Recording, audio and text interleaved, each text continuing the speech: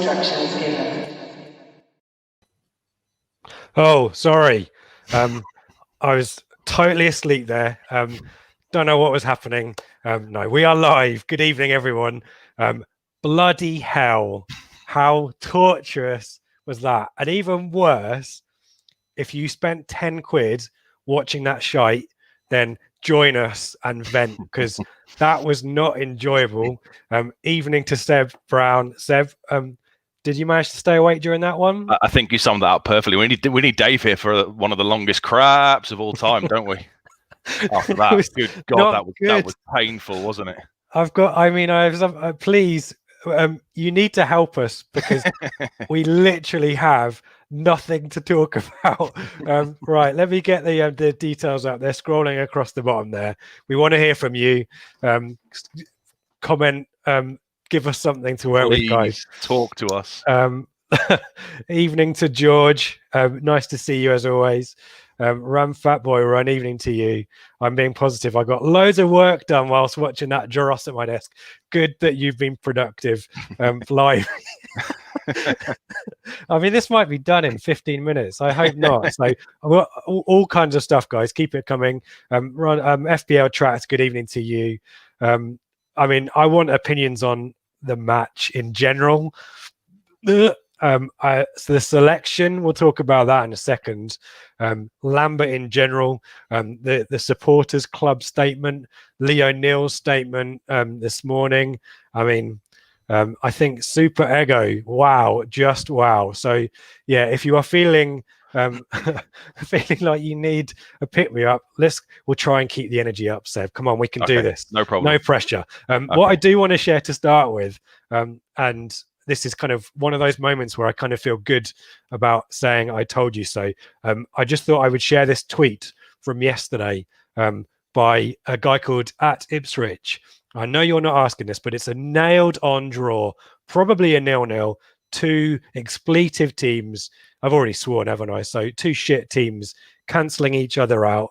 Seb, I mean, that's all we need to say, isn't it? Isn't that the gist of it? That's exactly. You just summed up the 90 minutes with a 90 minutes, 50 character tweet. My God, it was awful, wasn't it? I stupidly was a bit optimistic earlier. I thought they'll probably win this one, because that's what we do, isn't it? When we probably need to lose or throw away some points to force Evans' hand to make a change, we'll a scrappy 1-0 win type thing. But the longer that game went on, my God, we were talking beforehand, weren't we? Saying where is the goal threat going to come from? You thought maybe Dobra, I guess when we do the lineups, we'll discuss Dobra, but nothing happened for the entire 90th minute. Was the first effort on goal in the 91st minute with that header? That was the first one on goal, wasn't it? On target, yes. On target, sorry, yeah, on target. Nolan blazed one over, didn't he? But it was just turgid, just absolute rubbish. We've had a tepid from Alex. Good evening to you, Alex. Yeah, well, let's go through the lineup, shall we? Let's deal with the business first before we start talking about everything else. Yeah, okay. And if you feel like donating to me and Seb's hardship fund, I don't know whether any of the other team Blue Monday, you can do that through the super chats, or if you're on YouTube. Let's claw back some of the 10 quid that we wasted there, but I'm sure a lot of you are in the same boat, are thinking twice about that. I know for a fact that there's now this charity thing similar to the Premier League boycott of the 15 quid pay-per-view games to donate to food banks. I know that a lot of the Ipswich Twitter are talking about donating I follow to a local charity, FND, I think it is. So maybe we need to think about that for next time around. Let's put the line up. Let's actually talk football, Seb, rather than just use expletives and adjectives to talk about it. Here's the team. I've just stuck it over our faces. I mean, there's lots of stuff to talk about here. Ignore the numbers. Just quickly on Oxford before we get on to us. Their keeper was given an absolute rollicking by Carl Robinson post-match after they lost to Swindon in the last minute. So Jack Stevens comes in for them. And also Shadipo on the left wing there also came in. And ironically, he came in for Jordan Abita. And about 75 minutes, Carl Robinson brought on Jordan Abita for Shadito. So effectively, Carl Robinson's made one change there and undone it in the second half. But as for Ipswich, I'm just going to show my face. 5 changes, Seb. Just the 5 changes this time around. Back to the old days. Cornell keeps his place in goal. We've obviously Mark McGuinness needs to come in for the injured Toto Enciala. John Nolan returns. We'll talk certainly about him. Andre Dizel, Jack Lancaster make up that midfield 3. But I think the shock here, the surprise, I guess Drinan, not so much of a surprise perhaps, but Armando, he came on Saturday, didn't he? But Armando Dobra and Keenan Bennett make up. Again, I need to take this away. The front 3 as it is there, but Armando Dobra has gone from being in the under-23s last week and not even anywhere close to the team to nowhere on Saturday, but is suddenly back in the 11 at the expense of Alan Judge. Can you make sense of that for us, please? No, okay. Where did that come from? None of us. That was completely out of left field. Nobody was expecting that. I guess obviously when he didn't play in the under-23s earlier on today, everyone kind of assumed, okay, he'll be a bench option because Norwood's out, so Drinan has to start, so he can come onto the bench. And then to see that he was starting was completely random. It's a good thing. We've all called for it for a while. Okay, he didn't have the game of his life. No one did, but at least he's getting onto the 11, and it reminds me of, when managers are on their way out and they start just trying stuff to try and get something to work. So Mick would play Barry Cotter, wouldn't he? And Jewel would throw Nathan Ellington in up front. They just try random things to try and make something work and try and buy themselves a little bit of breathing space. It sort of smelt a bit like that for me. It was Lambert trying to maybe appease the fans a little bit, but more than that, trying to hopefully hope that Dobra can courage up a wonder goal out of nothing to take some pressure off him. Exactly right, and that was, as you said, that was my expectation for Dobra, was that he was going to ping one like he did against Gillingham in the EFL Trophy. No such luck. Keep these comments coming in, by the way. I can't put all of these up, but they are brilliant. FPL Tractor, I think my first ever date was less painful than that. Blue Soap, I want to hear. He got 9-1 on 0-0, so good for you. But then follows up with 10 quid.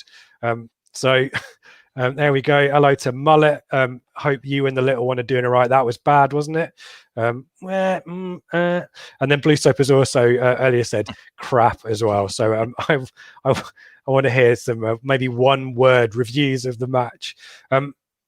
Is there anything else, Seb, that we need to talk about this lineup? Because No, I guess Bennett has played the last few games. He's not been really great in any of them. So, but I guess we are down to the bare bones. The surprise maybe was Judge being dropped. I think we all kind of just associate Judge with starting week in, week out. At the moment, he seems to be one of the favourites. So I thought Lambert might find a space for him either on that left-hand side where Bennett's played, or maybe the advanced of the 3 where Lancaster played. But to see Judge drop was a bit of a surprise. But Dobra was the massive talking point, wasn't he? Yeah. Other important business pre-match. Mikey's got there straight in inappropriate use of the away kits, and I absolutely agree, Mikey, but then we've got the issue of when will it be worn? We have to wear it. Yeah, it's the most sustainable away kit ever because we're never going to wear it. What's the point? Keep the comments and the questions and the opinions coming in. We'll do a little bit now, and then I will come through them, go through them, and Seb and I will talk about them. I mean, let's be clear. I took notes. My notes are brief and effectively start on the 15th minute when Keenan Bennett shoots miles over the bar. Oxford had a head away from a corner. Drinan got in behind. Keeper comes out smartly. Oxford shoot over.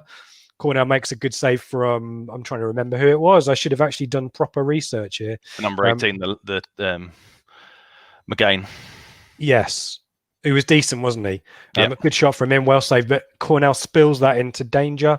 And then 43, because Oxford basically, I mean, look, if you've tuned in for a kind of blow-by-blow account of the match, I mean, you may as well turn off, because I'm going to pick on some specific points to make a bigger narrative here. But Oxford dominated the ball. That was clear from, we'll go through the possession stats at the end.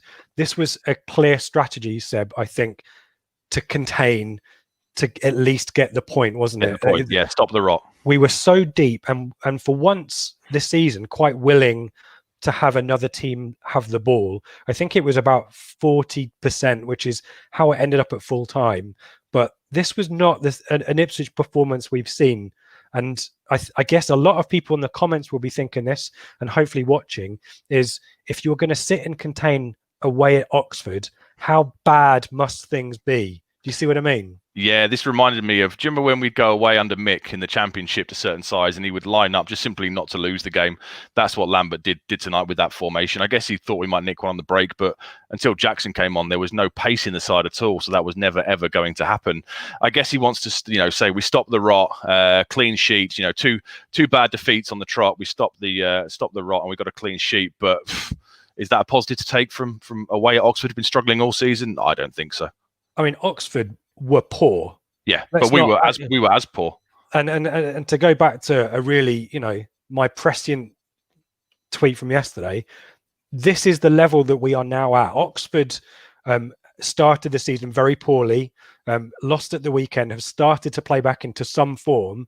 But let me get the league table just so I can see it. Where's the league table? Oxford are at the moment 20th in the division, 14 matches played, 4 wins, 2 draws, 8 defeats. So this is the level we are at. Now, yes, there is mitigating circumstances with the injuries, but that kind of performance, that kind of system, and we started to see this a lot more in the second half. We'll talk about the second half action. These really tight banks of 4 defenders, our zonal marking, which I bloody hate. But we sat so deep, didn't we? And there wasn't much on the counter. There was more in the second half. But I think for me, the alarm bells of this performance are, if it's about getting the point and the clean sheet, I can kind of get that. But not most teams Oxford, in the division. Yeah. And this is the point. Yeah. Away at Oxford, Seb. You do that to Portsmouth away, Peterborough away, Sunderland away. They're the kind of games where you will accept. You grind out a 0-0 because you're up against a rival, not a team that has started really, really poorly for the season and is in, what did you say, 20th or 21st position. Their confidence must have been fragile. They're not playing well, and we should have been looking to take advantage of that. We just didn't. Lambert just set us up to grind out a point so he can take some heat off himself and say we stopped the rot, and it was just absolutely crap. And it's another game down as well. Are we a third of the way through the season now? I think we might be close to a third through, and the games are just going to start to tick by, and the more time we waste with performances like this with the same manager in charge, we're doing ourselves out of being able to maybe make a run in the second half of the season. It was just so abject, so poor, and that's where we are as a football club, I guess. It summed us up, didn't it, as a football club? Poor, lethargic, slow, turgid, stagnant. Choose your words. Good day to Millsy, who down in Australia. Thank God I didn't set my alarm in Sydney for this. Enjoy your day. And thank goodness. I hope you didn't. Well, pay 10 quid. I guess by the sounds of it, you didn't. Again, Seb, context is important here as well. I'm going to put this up again. Joe on the Blue Monday WhatsApp at the start said, this is an under 23s team. The injuries are a factor here, but you've got a lot of young players in here. We need to talk briefly. I don't know whether anyone's mentioned this in the comments about Brett McGavin, who has gone from being quite effective for us to not in the 18 or at all. And hopefully if people are listening to the post-match, if they can let us know what happened with McGavin, because that's a strange one. But it must be an injury, mustn't it? Logically, it must be. Well, no, knowing us, it probably is. But this is a young team. This is an inexperienced team. Your fullbacks aside, I can't believe there is too many appearances here. Maybe Nolan. And more importantly, I think Luke Chambers is probably the player who scored the most goals for Ipswich out of all of these players as well. Yeah. And so I guess my question is, how surprised can we be at the outcome? And it's less the result, Sev, for me. It's less the result. It's more the performance that went with it. Let's go into the second half briefly, because I have got here nothing until the 63rd minute, when Oxford are in absolute acres, and their shot deflects wide. But we make this double change, to bring on Hawkins and Jackson. But did it change anything, Seb? No, nothing. It looked like they went to almost like I think Mark.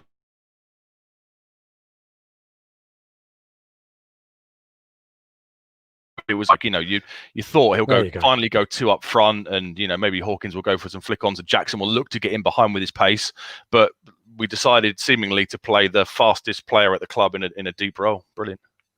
And there's no pattern of play. This is something we've bemoaned throughout, but no actual possession. And this was a pattern in the first half.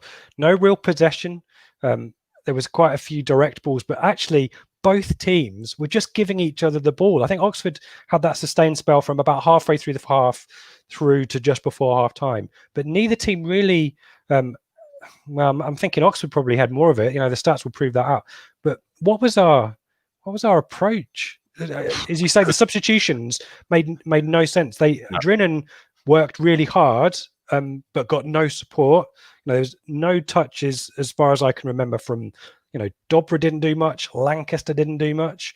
Bennett's ran into quite a few blind alleys. And his crossing was poor, wasn't it? He kept on absolutely hammering it to the back post when he was in a bit of space as well. So the decision making was shocking.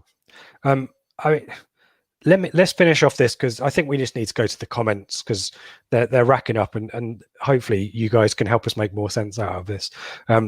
We've got Cornell's out quickly to one of the Oxford forwards is in. Cornell's out quick, and then we break quickly down the other end, and for once Nolan has the confidence to shoot rather than to pass it backwards or sideways or give it away. But the angle for that is deceptive on the eye follow. Yeah, we'll never know how close that actually was. But at least he made the run into the box rather, because there was a time, was it about 5-10 minutes before, where he was in pretty much the same position, and he chose, instead of having a run towards goal, he just slowed the play down and came back inside, didn't he? Oh, yeah. And then we've got this situation where I think it's Dazelle, is it? His corner hits the bar, bounces down. Hawkins can't really react in time and can only just head it wide. 79, Judge comes in for Dobra. Not really a surprise. No, it wasn't.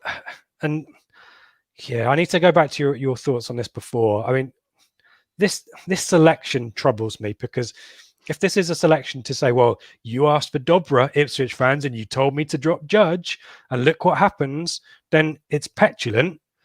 I can't make any sense of it. Can you help me, please? Anyone? I just don't. I don't understand. If Dobra had, we were watching it with a mate. If Dobra had been on the bench on Saturday, come on for 10 minutes, and then started tonight, that kind of would make more sense for me. He's just thrown him in. He's hoping he'll get him out of jail a little bit. He knows he's the one the fans want.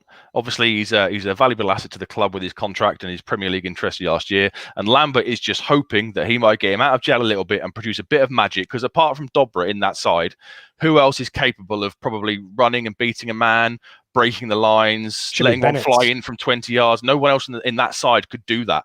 So I guess he was really hopeful that would just happen. He gets a scrappy 1-0 win away, and it takes a bit of pressure off him for a while. It was just a selection thrown in to try and get him out of jail a little bit. But is it not a selection to make a statement, to make a point as well? What you wanted him. Well, if Lambert has got an issue with Dobra, then you effectively chuck him in at the deep end, and Lambert, it kind of feels like a win-win to me, because we can't, if we lose this match, we can't say, well, choosing Dobra is clearly chucked the game away, and we've lost because of that. But so if you want to make a point that Dobra is maybe not as good as the supporters think, then you chuck him in out of nowhere, and he sinks or swims, doesn't he? Yeah, if he swims and scores from 20 yards like I expected him to do against Gillingham, then it's a masterstroke from Lambert. If Dobra kind of sinks without trace, and to be fair, he was they were targeting him with fouls. You got a lot of kicks in the first half, and they obviously done their research on Dobra's temperament. But if Dobra sinks without a trace, then Lambert can go, well, look, I gave him a chance. I started him at Oxford, and look what happened. So to me, this is. Am I reading too much into it? I mean, hopefully the people in the comments will be giving me a view on this. Maybe I'm reaching here. It just felt, as I said, petulant or point scoring from Lambert. Well, I guess we'll find out on Saturday, won't we? If he's in the lineup again on Saturday, or if he's bombed out of the 18. Lambert does this. He drops players, and he did it to Dazelle loads last season. Did it to McGavin. Was it at home at Fleetwood towards the end before the COVID shutdown? Yeah. He helped him at half time, didn't he? He does this. He just throws youngsters in, and then or the other week when he was saying McGavin wasn't that great, and maybe I've got higher standards than you. Blah blah blah.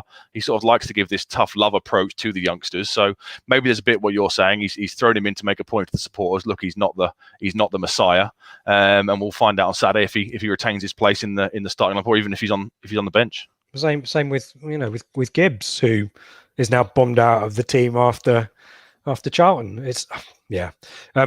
There's two more bits that I want to talk about in the second half. The first is, well, there's three actually. The first is Andre Dizelle picks up a fifth booking of the season, and along with it, and to be fair, I thought the challenge tonight was worse than the one he got sent off. It was a really bad challenge, yeah. So that's Dizelle out of Plymouth, which is not good.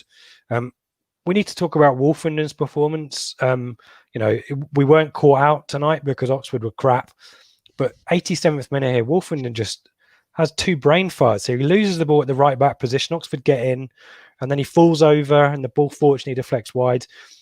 What's the situation with Wolfenden? I mean, is there anything we read into this? He did the same thing on Saturday, didn't he? He's just not got going this year. I guess, to be fair, he had an injury at the start of the season, then he had his isolation period, but he just doesn't look like the same player. Even his distribution it was awful tonight. There were so many hoofs up the pitch to nobody or down the channels to nobody. He doesn't look anywhere near the player that he was last year. Is it a bit of complacency? He's got his 3-year contract and he's had, rave media reviews and Premier League interest in him. Has that maybe gone to his head a little bit? Or is he just simply not playing for Lambert because Lambert has been a bit of a dick to him in online and, probably a bit to his face maybe as well? Is that the issue? But he's certainly not the player we know. He was lucky on a few occasions tonight. Yeah, I think the truth may be somewhere in all of those. I particularly was thinking maybe the last one you made. 92 minutes though. I mentioned this because had this been had Ipswich fans in the game, this would have been jeered. Hawkins finally gets our first effort on target on the 92nd minute, a tame header that goes straight to the goalkeeper. But that's all we have to show for our 90 minutes or our 94 minutes. Here is the stats. So for the first time, we've been bossed on possession. 58 Oxford here on the left, Ipswich on the right. 7 shots. I assume some of these are blocked. There's 3 blocked shots. There you go. Because otherwise, I don't remember us having 7 shots and 1 on target, which is the Hawkins header. That's the 91st minute, isn't it? But I mean, big chances here, and this is the story every week. And if you don't follow ITFC Analytics on Twitter, give him a follow or her a follow or them a follow, because the XG stats, the crosses, the chances created, we are mid-table at best. Big chances, 0. And this is the story of the match, along with, and I bloody love these now. I'm so glad I found these on whoscored.com. Here is the heat map. I mean, this tells you, these are the two teams facing off. There's like a force field. There is a force field around the 18-yard box for both teams. How shit must you be, Ipswich and Oxford, that you have hardly any touches in the opposition area? But look at this, Seb. Our goalkeeper is our most touched. Brilliant. We are going here. So the Slimer monster here, the keeper, as you say, the keeper and the left midfield is where, or left back is having the most touches. But look, it's almost symmetrical. This lack of touches here in the middle of the park, from anywhere just inside Oxford's half all the way to the penalty area. We hardly get past the fullback and get crosses in. I mean, that is just poor, isn't it? Shocking. Yeah, absolutely shocking. Yeah. And like you said, the stats don't. The XG stats they don't lie. We're not creating enough, or having the chances to be a side worthy of being up in the league. And when you take somebody like there's no Edwards, there's no Bishop, there's no one who can run at a man or break the lines or take a player on or make something out of nothing. When those players are out and you get more industrious, shall we say, midfielders come in like Nolan, then that heat map is the inevitable consequence. Yeah, we're going to talk about Lambert. I know that a lot of you are watching for. That's a surprise. For me to go off on a rant about Lambert. It's coming. But my problem at the moment is, yes, we've got injuries, right? But we have a £2 million, our mate Mark said this as we were watching, we are a League One team who can afford to bring a £1.7 million striker off the bench. A lot of teams would not want Ollie Hawkins in their team as well. So these we run out of excuses, I think, on these injuries to a point. We were able to put a team out. Yes, it was inexperienced tonight, but Judge is on the bench as well. He's fit. He could come on. My problem is our goals from day one of this season have been reliant on the industry and running of Edwards and the intelligence of Bishop. Both players are running and taking the ball forward. We've talked about this on the pod, but both are scoring goals from around the penalty area. we hardly create chances in the 18-yard box. And injuries or not, that's coaching, right? That is a system of play. That is an approach. And if you can't figure that out now, when you've got your best attacking players injured, what hope have we got of scoring a goal, Seb? Yeah, exactly right. And also, you know, if he's down to the bare bones in central midfield, then maybe just slightly come away from the 4-3-3 and look to change things slightly. You know, like you say, we've got a £1.7 million striker on the bench. Get him in from the start, even maybe in one of the wide positions. If we were happy to sit back and let Oxford have possession, with maybe the game plan was to hit them on the break, then you need pace in the side. And it's just his tactics are crap. The coaching is crap. He's not motivating them. It's just so poor. And I'm well, we all are. We're all sick to death of it, aren't we? Yeah, we're sick to death of it. The article that Nick Ames wrote in The Guardian, great article. I recommend you all need to go and read it. It's superb. It just summed it up, and he's obviously a fan as well. And it just summed it up absolutely perfectly. You know, it's just the club is dying before our eyes. Yeah, in every department. Let's go to the comments, because I know you guys have been posting away, and I know there's a backlog that I need to go through. So I'm going to go through these quickly. November Kilo 83, writing on the wall now has to be, we need a change. Unless something is happening around us, I'm expecting at some point that if there was a big announcement, there'd be a huge exodus or a huge, massive surge of posts. So let's assume that Lambert is still there. I mean, Bob. Evening to Bob. Sounded like a scruffy but much needed clean sheet at a point. Is that we've ranted a little bit. I've ranted a little bit. Is there something to be said from Bob here about arresting the losses and the conceding goals? But you've got to take into account the opposition, haven't you? That's the problem. You know, if we're sitting here after playing Peterborough or something, then you think to yourself, yeah, good clean sheet, decent point. But in a run of poor games, if we cannot beat the sides at the top of the league, then we are going to have to do the double over pretty much everybody in the bottom third of the table if we want to finish where we need to finish. And, you know, dropping 2 points away to Oxford with such a turgid performance, I'm sorry, for me, it's not a good result at all. George had a nice KFC by the sounds of it. George, we want to know what you had. Hope you had the free gravy. And yeah, we want to know what was in that order. I think that might be the most exciting thing I've heard about this evening. So come back to us on that one, George. Evening to John. Hi to you. We just had one of the longest craps of all time. 90 minutes of it. Here. Robert Smith, good evening to you. Tristan, hello to you. At least we were slightly better when we were 4-4-2/4-4-1-1. I guess the benchmark had been set low.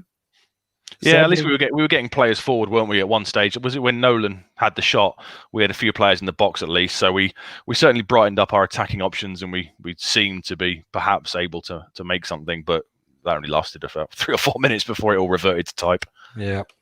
Evening to you, Neil. TNJ93. I've had more shots and night out than we've had. Yeah, I mean, I hear.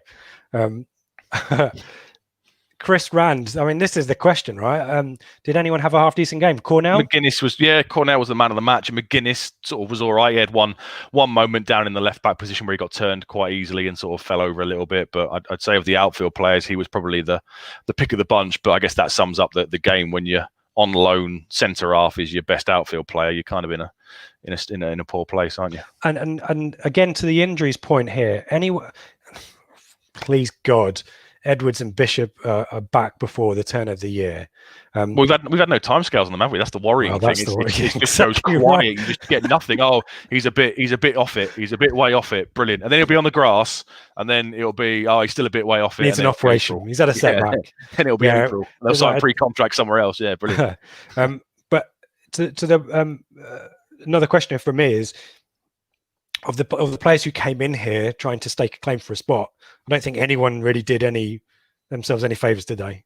No, even Nolan. You know, no, Nolan was so poor tonight. He was the Nolan of 18, 19, and last year, where he's just such a safe player, and you kind of it's a waste having him in that midfield if all he's going to do is slow the play down and go backwards. Paul, thank you for the like as well. Please give us a like if you're standing with us and trying to comprehend what you've just seen. We're a mess. I know we have a shed load of injuries, but seriously, this is getting really bad now. Let's have a look. D mode boy, thrilling. We really are a seriously dull mid-table League One side, and this is what a lot of us have been saying, Seb, is the league table has kind of been giving a false impression of Ipswich's stature in this division. This is really fair, isn't it? Yeah, absolutely. Look where we finished last season. We're sliding down the table, and the XG point towards a side that is, mid to lower half League One side. That's what we've become now. And the problem is, can any of us see it changing anytime soon? I can't see us getting a result at Plymouth. Can you on Saturday? I think it'll be more of the same until we have a decisive decision from the echelons at the top of the club. This is going to go on game after game because everyone knows Lambert is a dead man walking. In reality, I mean, he probably knows it himself. He seems quite crestfallen in some of the interviews after the game. So everyone knows that at some point this axe is going to swing, and until it does, we're just sort of stuck in this purgatory. And Stephen Parry, a lot of people are going to be thinking this. Lambert needs to go, and I think this is a really important point. And Marcus Stewart, legend, absolute legend, Marcus Stewart. Evening to you, although you're not listening because you're on. He's definitely not watching. I love the optimism, though. Yeah, hello to Marcus. Confidence has gone, and I think that is important as well. Paul Lambert, PR Paul is the kind of cliche that we chuck at him, but when he came in, there was a sense that he was had the kind of charisma and personality to lift players and maybe instill that confidence in them, because when he took over from Hurst, everyone was shot. This is now the low ebb of that now, and I can't see how Lambert is the person to build that confidence. And a confident player, let alone a confident team, maybe sneaks a goal tonight and wins that match. And ignoring the injuries, ignoring the system, just a little bit of confidence to try something, to have a shot from 20 yards. He's changed himself, hasn't he? We all saw it when he came in. He was bouncing on the touchline, kicking every ball, applauding absolutely everything. And that has just over the years, just gone down and down and down. No, he doesn't do it at all. I think at one point, I think Brenner on the commentary said Paul Lambert is sat there with his head in his hands or something. His head was down. That was it. His head was down. And that just kind of sums up his demeanor at the moment. If you're looking across to your dugout for a bit of inspiration on the pitch and you see Lambert with his head down or whatever, then where's the confidence possibly going to come from? Everyone said he was a master motivator. We saw a little bit when he first came in, but I don't believe he's motivating these players to. Well, he's clearly not with that kind of performance, is he? No. Run Football Room. Money won't ease the pain. You need beer and lots of it. Money buys beer. Run Football. Andrew is what I would say there. Hello to Ben. I like your surname as well. Can't believe O'Neill thinks this is acceptable. Neither of us have managed to listen to the Lee O'Neill interview, but similar to the Ipswich Town Supporters Club statement yesterday, I guess probably what we expected, disappointingly, but underwhelming and bordering on concerning stuff about. But also, it's not O'Neill's decision, is it?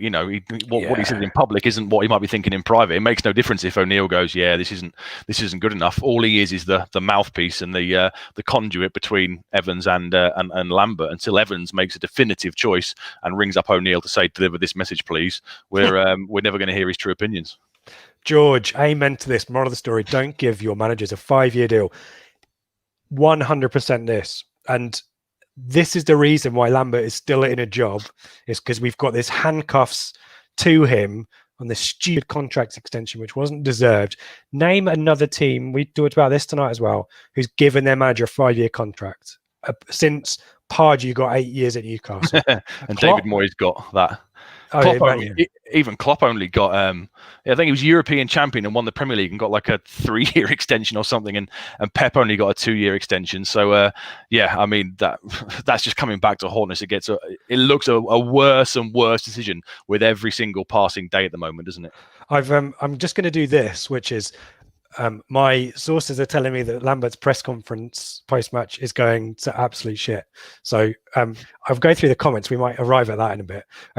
Neil Perks, agree with this, how we missed Vincent Young, Bishop and Edwards, just where the goal's going to come from. Don't think we've got an answer. I've got no idea. I had some hope when Norwood came back for a few games and looked sharp, but now he's going to be out. I just cannot see where we can score. Bennett's having shown a little bit of flashes of something, was back to kind of normal tonight, wasn't it? We've talked about the crossing, running into blind alleys. He's blowing too much hot and cold, isn't he, at the moment? Yeah. He's some of his delivery was awful. I know he started the last few games, but some of his delivery was absolutely awful tonight. Evening to Sebastian, a local by the sounds of it. I did 20 minutes from Kassam. Quite glad we weren't allowed on the ground. Didn't even watch it tonight. Sounds of it. I'm glad I didn't.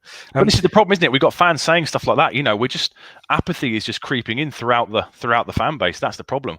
We all make a joke of it. We've joked it was an absolute waste of 10 quid, but this is our football club. We all grew up loving this club, and we're all just slowly falling out of love with it and becoming disinterested. I think there's a point where I like the change curve where you kind of talk about anger, denial, bargaining, acceptance, all that kind of stuff. And I think a lot of people are getting to the point now where there's a point where you get to apathy, and you either walk away with apathy, or I think you get to the point where maybe some of us are at the moment, which is you get anger, and you get militant anger, which leads to you wanting people to fail and results to go against you because it expedites the decision on Lambert, which is just wrong, and you feel guilty and bad for it. But if you look at, we're so helpless though, Seb, aren't we? I mean, what can we do really? If you look at Twitter and TWTD, a lot of people were saying they'd have happily have lost the game tonight. We're in a world where we'd like to see our football side lose, which could have, financial implication, financial Armageddon at the end of the season with the squad contract situation, just to try and expedite Lambert leaving the building. It's a crazy situation to be in. Shocking, isn't it? And you catch yourself thinking, and a lot of people have said, "I take a defeat tonight if it means Lambert leaving." And this is us wanting our team to lose. This is the total contrary position where we should be. It's just crazy that we've gone to that. Sad, isn't it? It's just sad. Even it's a mullet. Is it fair to say we look better coached in terms of shape tonight, but we're still dire? This is an interesting point. I saw this and thought there's a point here, because a lot more solidity at the back. Admittedly, nothing going forward. And Oxford got a couple of lucky breaks, which they should have done better from. But was there more to us structurally? Defensively, they were more disciplined, weren't they? Yeah, they were disciplined. It was just sort of almost two banks of four, so to speak, I guess. So you could say they were disciplined and grand at the point, but that's not how you want to be set up away to a team in the relegation zone. That's not how you want to play football. D-Mode, what does scoring a goal feel like, or having a proper shot? I've kind of forgotten. Yep. Here. Let's have a look through these. Evening to Jack Lambert, just chucking everything at one team and hoping it works. Agree with that. That's what he did, yeah. Interesting from Will. Evening to Will. I thought Wolf wouldn't have had a stronger game, a minor positive. Want to hear more about that, Will? I think we probably thought Wolf had his moments. Yeah, I'll be honest, I thought he was poor. Here's one from Chris. Dobra didn't play in the under-23s, rather giving away the fact he was in the team tonight. Should the under-23s be banned from press conference? Brilliant. Yes, Chris. I love that point. Super ego here. I mean, we try to not be too overly critical and use terms like crap. I guess it's difficult where we're at. But ego's right. Super ego's right. Judge had not been contributing sufficiently to justify routine selection, needs to be dropped. Don't see why Dobra gets the start over Gibbs, considering Gibbs didn't do anything wrong in the last game against a stronger team. I think, he didn't. But, I agree with that. He didn't do anything wrong, but I guess if you want somebody to conjure up a moment of magic, you'd probably choose Dobra over Gibbs, wouldn't you? Different players for different needs. One road review, inevitable. FPL tractor. Blue Soap is a bare bone squad. Midfield will be on Saturday if now Dazelle suspended. Well, you got to hope McGavin's not out long, and maybe Hughes is not out long, and we'll see. Or Gibbs comes back in, he puts Judge central. Andy Gray really didn't. Don't think that will be the end of the Lambert era. No, do you guys? I think he'll be in charge on Saturday. I think that's part of why why we're feeling so frustrated. I do think a defeat to Portsmouth with some fans in the ground might just be enough. Say that again. Sorry. I think a defeat against Portsmouth the following weekend. Portsmouth with fans in the ground. First, when we've got some fans in the ground, that could be the. Well, if any fans are in the ground at all, why would you want to go and watch us at the moment? Well, if you live in Ipswich, they didn't really sound exciting having to get through all the. What's that? There's a climbing wall place, I think, in Ipswich. We can do that. Go and buy a Christmas tree somewhere. Go and put some money back into the local economy. I feel guilty now about slagging off. This is not the message from Blue Monday. This is Richard Woodward. These are my opinions. Breakdown. Lancaster very quiet. I made the point partway through the second half, after 20 minutes after he'd been subbed, that he'd not done anything because I hadn't spotted that he'd been subbed. I don't think he got a touch, did he, Hardy Lancaster? I don't think so. But also, is he playing in his in his best position. He's sort of in the midfield three advanced, but Who you know knows? when he was coming through, he was an inside forward, wasn't he? Cutting in his left hand side. It's how he scored that goal against Millwall, how he hit that free kick against West Brom, I think it was, and suddenly he's become a central midfielder according to Lambert. And Mullet, did Andre get booked to do going to Plymouth? It's a long old way. You never know. Let's keep going through these. There's a lot of chat going on about the iFollow stuff. I've not posted that, but I think James Gulk, who's my fellow Warwickshire friend here, is trying to help that. Here is James. Decided not to watch too many games lately. I've been such a bore. 100% back on the iFollow protest. It's the only way the club will notice and act. So this is where we're at now. Is getting to the point where protests and things like this. Well, like you say, if we struggle to get 2,000 people through the door, football's been gone for 10 months, and if we suddenly can't get a decent amount of bums on seats, that is a hell of a message to Evans, isn't it? Yep. Andy Gray, credit where credit's due. We managed to be the only side this season to not be able to score against Oxford. Oh, is that true? Brilliant. We're the only team not to score so far. I think this is an agreement from Barty UK1. Just a waste of time now. Games are ticking by. And this is a really valid point, Seb, and you made this point. This is treading water. Yeah. This is waiting for stuff to be bad enough to make the decision that should have been made, arguably, last in March, let's be honest. Yep. But it should be made now. Yeah, absolutely. We're just, every game that goes by is more opportunity to drop points when somebody new could be coming in, reinvigorating the squad a little bit, bringing their own people, their own tactics, their own stamp on things, and we're just slowly running out of chances. Jonathan Powell, I asked for one-word reviews, and I love that Jonathan Powell's used moribund. Is this show moribund? That's some deep cuts Partridge for you there. Stevie, someone needs to help me because I daren't refresh my browser.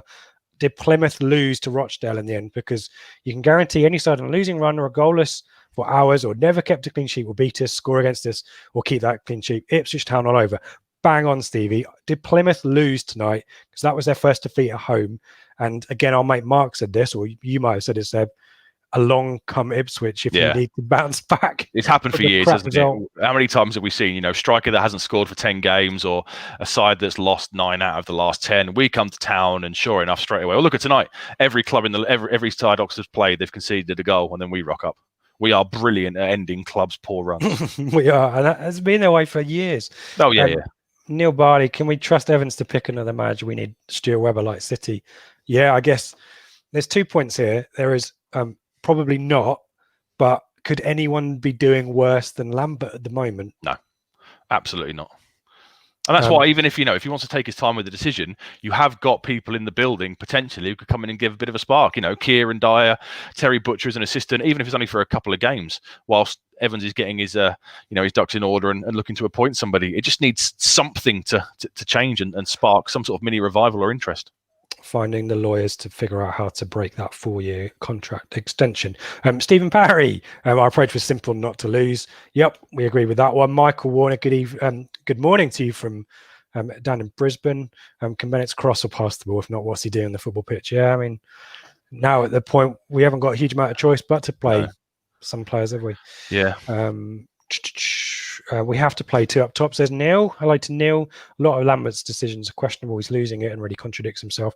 Would you expect 2 up front, Seb, on Saturday? I'd expect 4-3-3. Even with Dazal out? All he knows. Well, because he'll bring McGavin back in if he's fit, won't he? He'll find somebody to be fit or he'll play somebody out of position. He could play Judge, Lancaster and Nolan in central midfield. He seems to be, it's a complete flip reversal. Last year, he's changing personnel and formations every game. And this year, he just will not change away from 4-3-3, regardless of who's fit, who's in form, have we got the players for the system? He's just going to play 4-3-3 regardless, because he'll keep going to Marcus and say, well, you told me to play 4-3-3. Look. Yeah. This is your fault. This is your fault, Marcus. Wow. Marcus needs to become like Ron Nodes or Sam Haman and pick the team, maybe, Chris Rand. Chris is on form tonight. Anyone else notice this was important as well? Dobra came off Lambert, didn't acknowledge him and actually turned away. No, I didn't notice that, but that would fit in with your narrative of... It does help my narrative, Chris, and I didn't pick it for that. I picked it because it was a very articulately put point. Is Dobra Lambert Selena? The more you cheer for him. The less likely I am to play. Michael Warner, Dozer had to make the foul when he got the booking because of poor fine. So this is, you're saying here that Dizal took the yellow card because it stopped the Oxford break, was didn't it? But it was a bad challenge. And Michael as well. Wolfie missing an All Pro next to him, talking through the game. Good point. Thoughts on that one? Yeah, good point. Perhaps last year he played with Chambers alongside him most of the season. I guess if Wilson was fit, Wilson would be playing ahead of McGuinness, wouldn't he? Here's there you Neil. go. Yeah, there you go. Wilson and Wolfenden would be. I think would be my first choice pick as well. And I don't think Wilson's injury was supposed to be too bad, was it? No, but neither was Kane Vincent-Young's. So there you go. And FPL track to that experienced centre back is playing at right back. Absolutely. Yeah, I thought that might happen tonight. I thought Donasian might come in at right back tonight and Chambers might shift inside. But what do I know? Alex Jenkins, just because we haven't said it for a while. Crap. Michael Ward, Nolan was. It was kind of a Douglas versus Newcastle kind of situation. We need to be stopped. We need to be stopped bullying. Same pace as well. I need to find another comment. I've left it up there while I've. Here we go. So MH. I don't like putting swear words up here. I'd like saying them more. Lambert Press are going to shit. It sounds like we're missing out on a lot of action. Lambert's latest breakdown. And this is a problem as well, right? You are ticking. Nick Ames' Guardian article. We are ticking off just incompetence after incompetence. The banning of Phil Ham is in direct contradiction to trying to ingratiate and foster relationships with the support. But this, I'm lost my train of thought. I'm just slagging off or getting irate with the media. It's just bad because of course he's never going to win that battle because we relate to the media. Exactly right. We've been going on TWTD for 20 years. I don't post on there, but I go on the message boards most days. I get most of my news from there, and Stu and Andy are very well liked and very respectful. So when Lambert is backing up awful decisions on the pitch and awful performances by then slagging off the people that we kind of all relate to for our Ipswich Town content, then he's never ever going to win. Yeah, and so here's MH about having a pop at Brenner. Brenner is our proxy at the moment. We're not on the ground. We can't express our views. We're relying on these guys to deliver the news to us, So Stu and Andy obviously can go to the grounds and report on it. Phil Ham can do the press conferences, etc. We're relying on this at the moment because we cannot get into that ground. And for him to alienate those people, some of whom have been, Phil's been around for 20, 25 years. And Lambert's ego has made him bar him, and he just seems to be imploding. I think he knows he's dead man walking, and he's just swinging punches, everywhere as he gets thrown out the pub door, so to speak. Evening to Sully. I always love Sully's contributions. Lambert's been at big clubs, in case you're wondering. I think he might have won the Champions League. I'm not sure. He's mentioned it. I think. Evening to Tim. Hello. That's a blast from the past. Hello to you. Where else have we got? There's too many comments with swear words in. I don't want to put swear words on, but maybe I'm going to have to resort to it. Sebastian, our mate down in Oxford, chatted to an Oxford supporting mate on Twitter earlier, worrying that he remembered how bad we were last year, let alone telling me that we were even worse this year. Couldn't argue back. Yeah, I mean, this is it. This is anyone who's turned on iFollow and inadvertently started listening to the other team's commentary. This went back as far as Lincoln. Everyone has said, wow, Ipswich are crap, aren't they? Yeah. Right? This just continues. Yeah. Everyone else knows it. Why doesn't our owner? And I think because he's got to pay out for a 4-year contract if he gets rid of him. And Stephen Parry. I mean, this is going back to the point on media. I've actually got to the end of the comments, and I thought I'd have a huge backlog of people giving me the Lambert presser verbatim in the chat. But we want to hear your predictions for Plymouth, and we want to kind of. How many matches is it going to take before Evans pulls the trigger? But this is really, Evans is presumably, I guess, hoping a result happens, a win tonight, for example, and maybe a win against Plymouth or something like that. And suddenly Lambert may be able to turn it around. Edwards comes back from injury. Bishop comes back from injury. Wilson comes back from injury. And suddenly things aren't as bad as they appear. But isn't there a part for Lambert to play here, which is to be contrite and to be humble? Yeah, be humble. The press. Yeah. And Stephen Parry's point here is really pertinent. We rarely get Lambert holding his hands up and saying, this was my selection. I screwed up here. It was my choice to do this, to do that. We always get excuses. We always get, or we get spin, don't we? Is that approach that I've talked about? Is that now possible? Are we beyond the You point can't- of this being rescued? You can't turn this around. Name me a manager in the history of football who has turned around something like this. Everybody is now against him. It was always simmering under the surface. It's at the start of the season, we're playing okay, but it's always sort of there or thereabouts.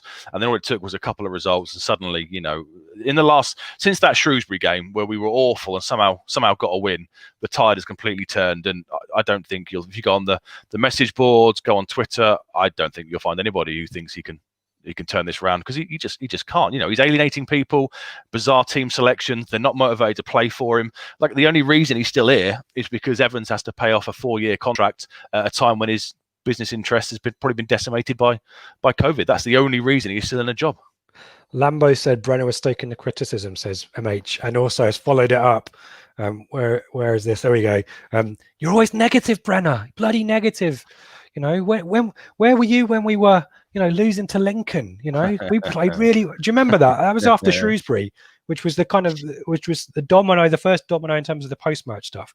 I mean, what is Brenner expected to do and ask him about after sitting through that shit? He's just the easiest target, isn't he? Just the easiest target. Tell us about your one shot on target that your team mustered, please, Paul. What about the clean sheet? Why didn't you ask me about the clean sheet? We did really well to keep a clean sheet. Like I say, he's throwing punches on his way out the door. Sully as well, always bringing an American context to help us. Lambo like Trump on the way out of the White House, fingers being pointed. Everywhere else, blame everybody else. Yeah, blame everybody else apart from yourself. Start the count. Get him out. No. Let's start talking about Plymouth. I think someone's helped and provided the result for Plymouth. Was that 4-0? 4-0 in the 83rd minute it was, so I think that's finished now. So I might get my phone. So they'll win 2-0 on Saturday, I predict. Yeah, that's my prediction for Plymouth. Because the trouble is, this is really poor viewing. I apologise. I'm multitasking here because I've got the stream running here. Ben's got like a multi-screen, multimedia setup, and I'm just a bit lo-fi at the moment. So let me just confirm. Yeah, Plymouth lost 4-0. So that is a big turnaround for Plymouth. Had an excellent home record. Do you have any confidence, Seb, from that result, or are you worried now that we will get the reaction? No, I don't think we'll react at all. I think we'll put in a similar performance. Plymouth. Will we get the Plymouth reaction? Yeah. They'll bounce back against us. They'll want to put that right. Like you said, they've had a good home form so far this season, and they will look to bounce back. And I think they will. I don't have any faith in us being Plymouth. Do you? Realistically? We haven't got the players to come in and suddenly spark something out of nothing. I imagine the team selection will be similar. It will definitely be 4-3-3 because, well, that's what his boss told him to do. So therefore, he won't deviate from it. And I can see Plymouth winning that 2-3-0. Like I can't see how we're going to create enough chances to start winning games because we always we'll concede and we just cannot score goals. And that's Stevie's point. And this is the thing that I don't think Evans gets, or maybe he does. And he's keeping his cards close to his chest. And Leo Neal, and maybe the supporters club, there is like this. It's like you can sense when there's going to be a thunderstorm when you're outside. Everything starts getting quiet and everything closes in. There is a grudging inevitability about Lambert leaving the club, however that happens. And the point here that Stevie makes is we go on this run, don't we? There is a spiral. And your point, Seb, I think I was trying to find maybe a chink of light that Rochdale beat Plymouth and we beat Rochdale, so therefore, ergo we should win on Saturday. Could win. That's my scientific view. I'm trying to find a positive, but actually there's a point where players' heads have gone, confidence has gone, people are not bought into Lambert. Lambert has marginalised the media, who might be able to actually help. And if the media were on side with Lambert at the moment, we'd be hearing a lot of narrative about the injuries are a real problem, Yeah.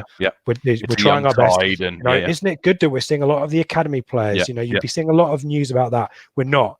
We're seeing press conferences written as transcripts, partly because I think some of the media outlets aren't able to be there and have no choice. But you just, as I said, the Storm analogy, there's a sense of things have gone too far to go back, and this now feels like it. And this is just where you want Evans and he's never shown this. Decisive. The D word. The only time he was decisive was Hurst, and even then, you could argue it was too late. If we, he gave him a few extra games after Swansea, didn't he? But every time we let somebody go, we always have 2 or 3 games, probably too much. Jules should have gone a year before. Keane, arguably a few months before. Mick, probably a whole season before. He always likes to give his managers time, which is to his credit sometimes. But the longer this goes by and games tick off one by one by one, it becomes harder for us to get where we need to be, because it's been discussed before. If we do stay down in League One this year, we are facing, it's going to be hell. You've got all bar about 7 players out of contract. You're not going to be able to retain them on $2,500 a week on the salary cap rules. Players are going to come in. Clubs are going to come in further up the food chain and pinch them. This is really, really serious. We got relegated the worst time possible from the Premier League 20 years ago with the collapse of ITV Digital, and we've been relegated from the Championship again at the worst time possible. And if we don't get out of it this season, my fear is that we will get stuck down here like we were in the Championship 15, 16, 17 years, because we will not be able to get ourselves back up, because we will lose everybody. And you get the sense, and the supporters club statement, this is the worrying bit for me. We talked about stagnation, right? Well, stagnation is the polite word for it. There is an ignorance of that existential threat that you've talked about. This is, you are staying down in League One. And serious. By the way, the trapdoor might be shut above you, by the way. The reform of the EFL, Joe has talked about it on this show constantly. And there is a point where the line is drawn, and there is a good chance that Ipswich is below that line. Yep. And I don't think anyone takes that threat seriously. Evan certainly has not told us anything to suggest that. Leo Neal has not mentioned it. And, Nick Ames' article, I've mentioned it 3 times now. You need to read it if you haven't. Check my Twitter, the Blue Monday. I'll tweet it out maybe afterwards of that. There's this kind of ignorance of the state we're in, and if you were cognizant of it, you would act, you would make decisions. You would accept the loss, the financial hit of severing Lambert's contract, because it's your own fault for bloody giving him the extension in the first place, but you accept that sometimes you need to take a hit to go forward. You need to accept something as, we all make mistakes in life, and sometimes in work we make decisions that we end up regretting. Doubling down on a bad decision is stupid, and ultimately is going to hurt us. And I just don't feel like the club is taking that seriously or not.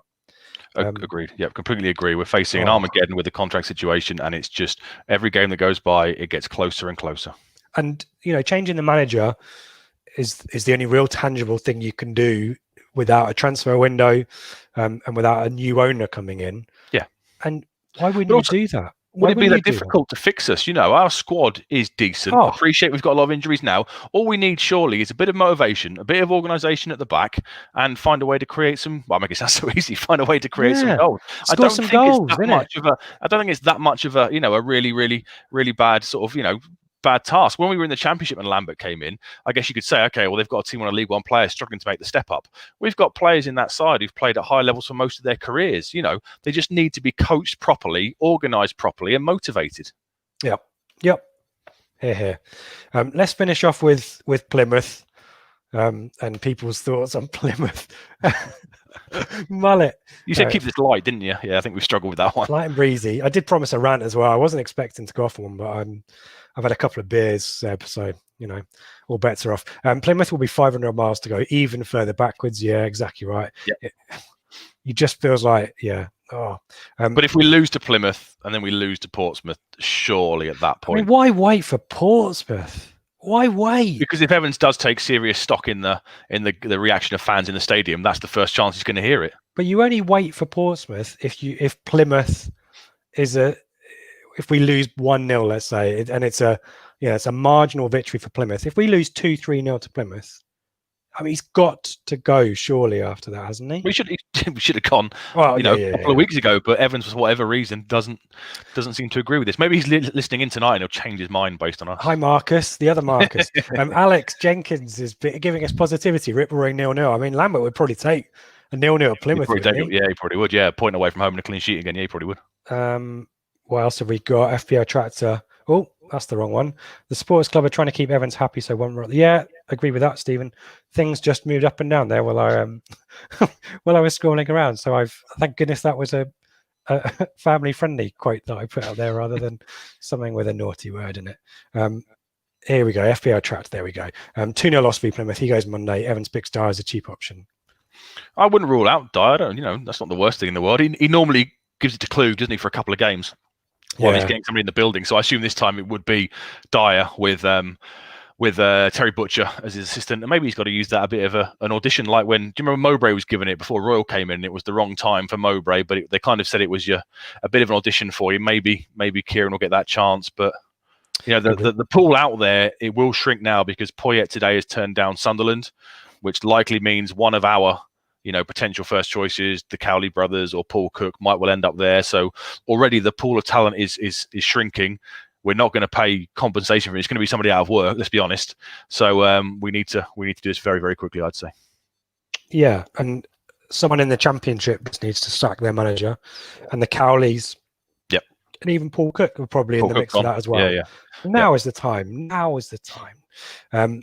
Neil Perks here, prediction: if we realistically want a chance to go up this year, Lambert has to go in totally the next agree.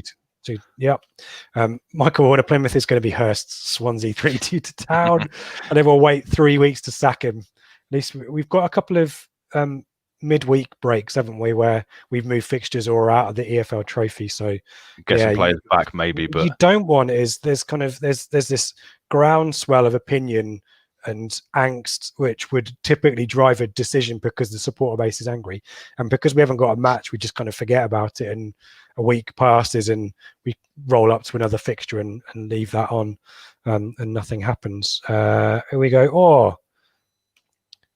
Tractor Boy NS, greetings from Nova Scotia. This continues. Can we expect 2-year contract extension for Lambert? I do hope not. Chris Boyd, Raleigh, Evans lined up Lambert before Hurst, didn't he? He always does. He always has somebody, doesn't he? Majorton was sacked after the Norwich game. Keane's in a day later. Jewell wasn't long after Keane. Mick was about a week, I think, because they wanted to make sure they got the right person. And obviously with Lambert coming in the day after Hurst left, it would suggest that Evans does do his homework. So you'd like to think, even though he's relatively quiet at the moment, is he potentially sounding out people? Hopefully, we'll probably get a quote like Lambert always said about the Middlesbrough game under Hurst. He said, "I happened to be watching that game, and I watched the awful. The atmosphere in the Oxford game." Danny Cowley will come out and say, "Yeah." Actually, no, they pipe noise in. I think Oxford. Anyway, Simon Harris, our players are like the management team, no quality, no end product. Total overhaul needed. I guess I need to contrast that with this from Chris again. How does a club 100 million in debt pay off near 5 years on a contract during a pandemic? I mean, because it's the cheaper option than getting stuck down for the next 20 years. Either way, you're paying out some money. It's just which way it's going to hurt us least. And either way, and if you think that you've got assets in your youth players, Dazell's out of contract, Bishop's out of contract, and some of these players walk for nothing. So promotion is probably the only real way, or at least a credible threat of being in the top 6 is the only way you keep these players. Even then, it's probably not going to be enough. So this is a real tricky one here. 4-0. There we go. We've got a prediction here. 2-1 Plymouth from Stephen. Sully's at it again. Sully's on form. Newble hat trick. Oh, I forgot Frank Newble was there. Yeah, I forgot that. Newble, as he likes to be referred to. The Cole U fans. I think even Frank Newble himself has said that on Twitter, but I was always enjoyed that when I went to Cole U with my brother-in-law and they called him Newble. But they were getting it right. Jack Barham. Jack, Lambert's caused irreversible damage to this club. I mean, not as much as Marcus Evans. It's probably not irreversible at this stage. That's the thing. It is still, not by Lambert, but it is still redeemable, hopefully, by somebody else coming in, organising us, motivating us, and hopefully getting us up. Neil Perks, hard to see us scoring with this formation, probably 0-0 at best. Yeah. Realistically, half a goal to 0, is that? Or a 1/2? I'm being facetious, sorry. Not beating the top 6 teams is becoming ridiculous. Box. Not beating the top 10 teams is just not being inside of the 21st place is ridiculous. Tim, do you think players will miraculously become uninjured or suddenly find their form when Lambert departs? Stranger things have happened, right? So. Yeah, absolutely. And at least a new manager might give us realistic updates about players' fitness and stuff. Yeah, well, you need to have a sports science department to be able to do that first. So let's not run before we can walk, eh?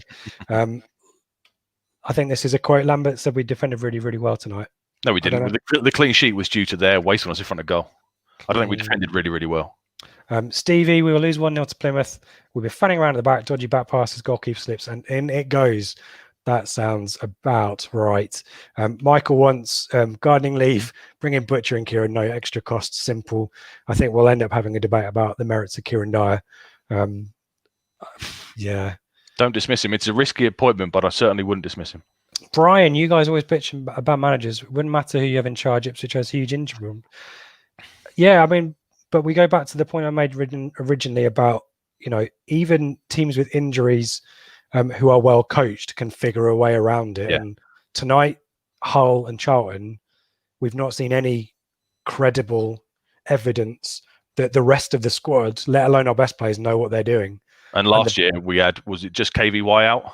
And the slide was happening then. There weren't, apart from Vincent Young, Norwood obviously went out in just before the COVID shutdown, but they weren't as bad at injuries last year, and he couldn't arrest the slide. So I'm going to keep going because we've got comments. I know that we usually clock off at 10, but still plenty of people with us, I think, and still plenty of comments. So I'll keep going as long as you are happy, Seb. Get Paul cooking quick. I think it'd be, yeah. I mean, the issue with that is I believe he's got a contractual situation with Wigan, so we do have to pay something because he was under contract when he resigned, and some money has to go to the administrators. So I can't see Evans doing that. I think the Cowley brothers are more realistic, and I think they do a good job. Yeah, something about Paul Cook doesn't chime for me. I know me and Joe agree on this one. I don't know what it is, but maybe it's because he's called Paul. I don't know. Chris Boyd, if we don't go up this season, we'll see League Two before we. And this is it, isn't it? That's the problem. Yeah, that's the situation. If we stay down and we lose all the young bright prospects, and like I say, I think we've got about 7 players contracted past the end of this season. We will just stagnate further and further. Simon's things with the current squads, there's no chance of going up. I think with the fit squad there is. No, I'd say with the fit squad. I think we probably, Simon. I think we're being held back tactically by Lambert and by the injuries. I think the squads are right. I know that there's players in the squad that I think we would all agree are overrated and in theory should be doing better than they are. But I think on the whole, there's not too many. A well-coached, organised, motivated team would, pick up points relatively straightforwardly. Given some of the Flynn Downs, Vincent Young, Norwood, we've got good players at this level. They just need to be coached properly. And let's be honest, I don't want to quote Jimmy Walker because this tweet is going to come back to haunt him. Yeah. League One is Tim Pot. Unless there's maybe a handful of decent teams in this division, and the rest of it. And this hurts as well because I've watched most of the games last season home and away, and the level that we're at just depresses the crap out of me. Anyway, let's move on. Chris Rand, it's not stagnation. That means staying the same. Stagnation was the McCarthy era. We're going downhill fast, and that's what thrust of Nick Ames' article as well. George, give the final whistle a listen with Graham Mack, our mate Graham. I think that's probably what I'm going to do after this. Box, I'm going to put this up only because I'm going to go. Sam Allardyce is not going to join Ipswich. No, he's not going to join a League One club. I'll Eddie Howe, just for the record. Yeah, I had to tweet that yesterday as well. And Mark Hughes, I think, is spent, and I don't think he's going to come to League One either. So, if you look at the Sunderland list, the favourites, and remove Kevin Phillips and replace him with Kieran Dyer, it's pretty much the same list, I'd say. Yeah, I think so. And the frustration for me is we will probably go. I can understand why people are advocating experienced head because you'd arguably look at the squad and think, well, an experienced manager coming in, how the hell do they work with this? But an experienced manager for me, given the pool we're fishing in, is a spent force. It's a Paul Lambert, just 2-3 years on from where we were before. It is. I'm not sure the Cowleys ticked that box. They were. Maybe they did not. They did a good. They're probably the ones that you would say, did a great job at Lincoln, amazing job at Lincoln, did a good job at Huddersfield. Don't forget, they were like at a point or 2 points when they took over, kept them up relatively comfortably by the end of it. And I think it was just, didn't they hire Bielsa's assistant or something? I wouldn't call them a spent force. Some on the list, you'd look at it and go, yeah, same old names as always. I was kind of thinking, looking at Mark Hughes, the names, if and when Lambert leaves, there will be some absolutely appalling names linked with us. Oh yeah. Sorry, Simon Box. I'm not being critical, Box. Sorry, this is not what I meant. But there's 2 points of that. There is one which is I wish we would leave the old faces alone, the old managerial merry-go-round. And actually, I wish we'd try something a bit more progressive than What, like Paul Hurst? Yeah. Well, Paul Sorry Hurst to now. rain on your parade. Paul Hurst now. Well, to be fair, if we'd have kept him, we'd probably been exactly the same boat. Yeah. But maybe have a better sports science department. Julian, any manager would struggle with lack of quality and injuries. We've had it, especially since that first Dazelle came off against Birmingham back in 2017. The quality's there. The quality's there, and at this level, it is. Yeah. And why not fix the injuries? Maybe we should be spending money fixing our sports science department. A proper root and branch investigation of the sports science department is needed. Seamus, fist bump evening to you. Do we think we can attract a manager of the caliber needed? I mean, that's the killer question, isn't it? At the moment, it's stopping us being crap in this division. But managers can have a very quick effect. Look when Mick came in, within a couple of games, we went from conceding. I know we conceded a couple. Do we get walloped 6 and 5-0 in his first 2 or 3 games, and then after that, he just tightened us up at the back, found a goal scorer in DJ Campbell, and we started to rise the table. Managers can have. We didn't see it with Lambert when he came in, but managers can have quick effects on people, and you'd like to think with this quality of squad, it wouldn't be that much of a big deal to suddenly get them playing. Bob's also trying to keep our chins and keep the faith. We are in the top 5, not the bottom. I think I agree, Bob. That is factually correct. Yeah, but the performances aren't like up top 5, are they? That's the problem. Our performances, we're not a top 5 side. We'd all agree with that, surely. I think would be Neil Perks, Star Hawkins, and Drin on Saturday. Though we probably picked up more injuries. Yeah, let's not discount that injuries can happen during the week as well. Can we not furlough Lambert? I'm just flicking through these, and I think we're. I don't think you'll take $2,500 a month. Close to the finish line. Definitely needs a wage cut. I don't know if it's the squad or the manager, but I think Lambert is probably among the highest paid managers in the club. Removing him means you could potentially employ someone who doesn't need as much money and can possibly do more on less. Employ sports scientists. Andy and Water. Not being rude. How much longer is the show going on for? I'm sorry, Mike. It'll be done by 1:15 at the very latest. HCH, go on, Seb. I'm going to put you on the spot. Is your number 1 pick Cowley's? Yes, but I wouldn't be unhappy with Cook.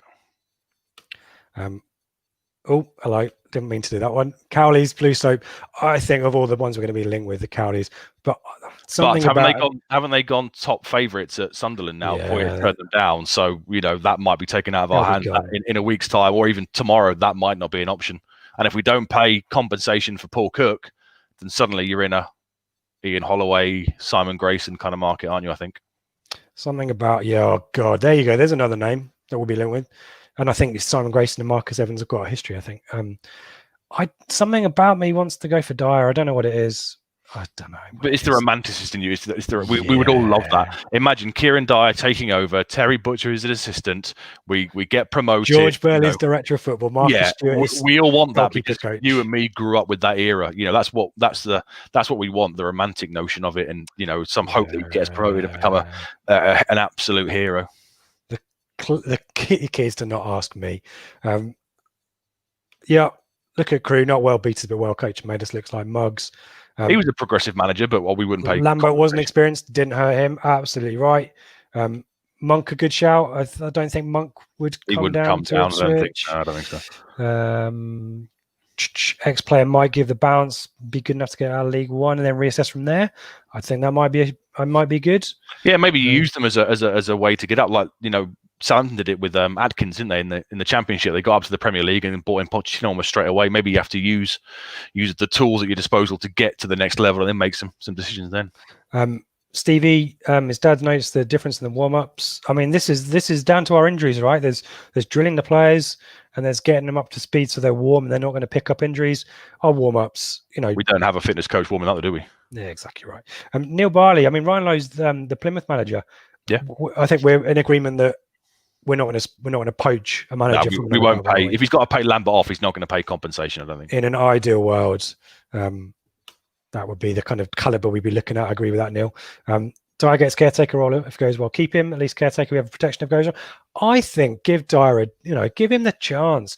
Give him a second season. If we're going to lose pretty much every week anyway with Lambert, what difference does bringing Dyer in make? I think he's got experience and understanding of how the other 23s play. I think Brian Klug can support him as well. Yep. And then his contact book must be superb. He's played at the highest level. He must have contacts all over the game. People often say they struggle to attract players to come to Ipswich. I'd imagine that Kieran, I think the trouble with Dyer is people still think of him as the bling, the Ferrari driving, the sort of the kid that never really grew up. But he's very, very different now. I think he's definitely worth considering. Michael, going to make word by 9 a.m. Good for you. Or you can just stick around and chat with us for a bit longer. I think we're going to leave it there. We've had predictions from everyone else. What are you going to go for Saturday, Seb? As much as it pains me, I think we'll lose 2-0. I'm going to go positive and but say I don't think that will be enough for Lambert. 0-0. And I think the misery will be drawn out, and we'll be here talking about Lambert next week. Let's do some plugs. You can see all of our details across the bottom. Hello to Harvey as well. Got in there just at the end. Evening, Harvey. Another loss. Oh, come on, Harvey. Come on. And on that bombshell. So yeah, all of our details there. Give us a follow on those bits and pieces. We did a giveaway at the weekend or last week with Marcus Parrott for his greatest goal designs. You can get 10% off at his store if you're looking for a Christmas present for someone and don't want to spend money at the club shop, albeit it's the only bit of the club which is run any decently, apart from maybe the academy as well. The women's team. And the women's team, yeah. So BM10 and the checkout links in our Twitter. We might have another giveaway tomorrow, so keep your eyes peeled on our Twitter for that. We're also doing stuff because it's our 400th episode on Sunday. So we've got a few plans for what that might look like, a few more bits and pieces of kind of highlights and good shows from the past before the likes of Seb and I joined when it was just Dave and Ben. They sound so happy on that first one, don't they? Yeah. I mean, to be fair, we've got like Brett Pittman and Ryan Fraser and McGoldrick, and we've just come off the playoffs and top of the league. But yeah, they sound so 15, 16 when life was easier. So Sunday, episode 400 of the Blue Monday podcast, unless there's an emergency pod, Wednesday, Thursday, or Friday, and that will be episode 400. Can you imagine how pivotal that would be? Episode 400 is the Lambert leaving special, but otherwise it will be Ipswich 0, Plymouth 1-2 on Sunday, episode 400. And I think we'll try and make something of that. So thank you for your comments. I really appreciate that. Hope you enjoyed that at least more than the football, and hang in there. Let's all keep our chins up, and Christmas is coming soon. There's a vaccine coming soon. Things could be worse. I don't know, Seb. Help me out. Yeah, like you say, Christmas is coming soon. That's always nice, and hopefully a new manager will spark a revival, and we'll look back at these dark days of December 2020 and think, that was rubbish. But now we're back in the Championship come May. We'll end on that. Got to end on that. Thanks, everyone. Take care.